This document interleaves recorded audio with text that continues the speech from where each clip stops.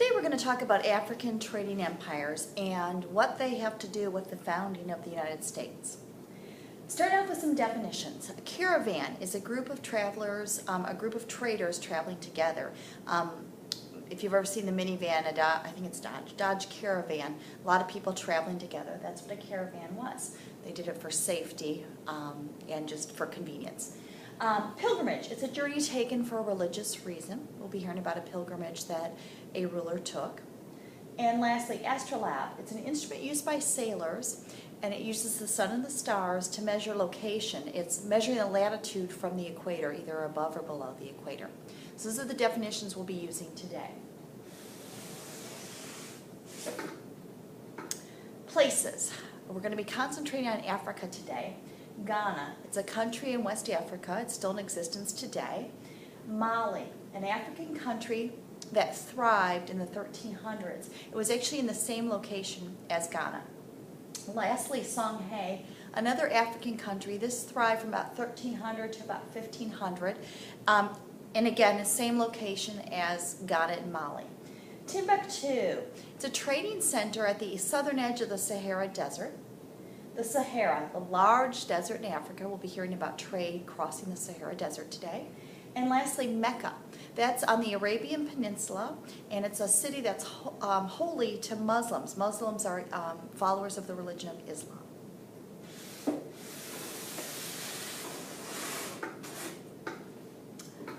All right, so starting off in about the year 700. So I told you we'd be going way back in history to talk about the founding of the U.S. We're going way, way back. About 700, a country called Ghana was thriving. It was called the City of Gold. Why was it called that? Ghana had a lot of gold.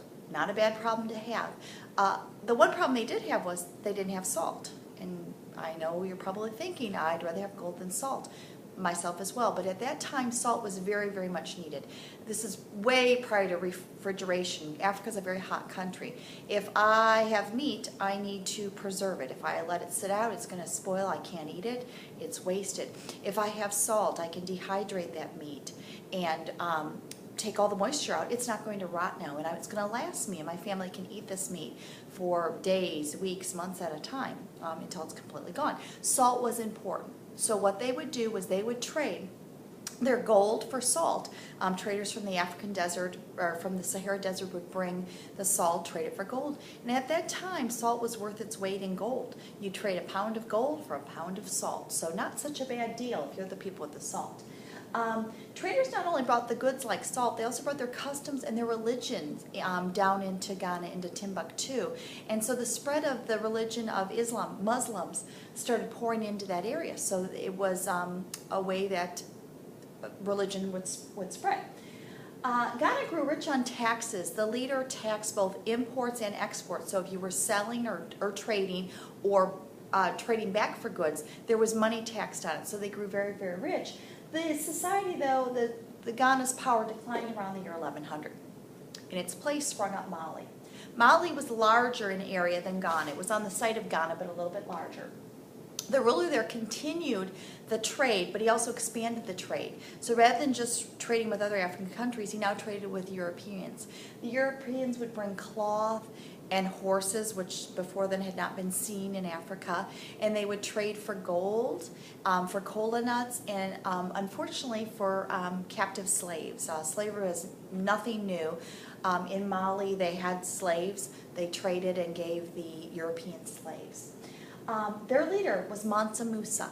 In 1324, Mansa Musa, a devout Muslim, decided to make his pilgrimage to Mecca, that holy city on the Arabian Peninsula we spoke about earlier.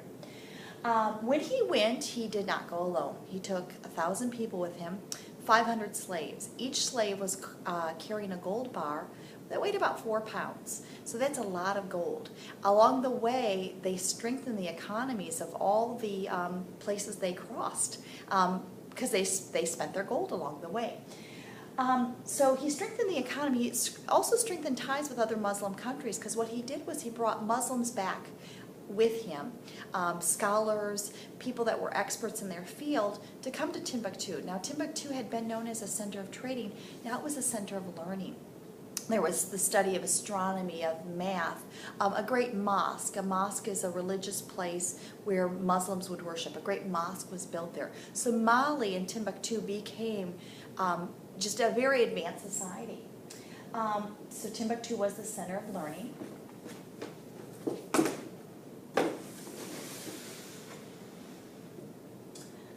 Lastly, in this area, Songhai sprung up. Same area as Mali and Ghana, much larger than the two of them. And it was a thriving economy from about 1300 to 1500.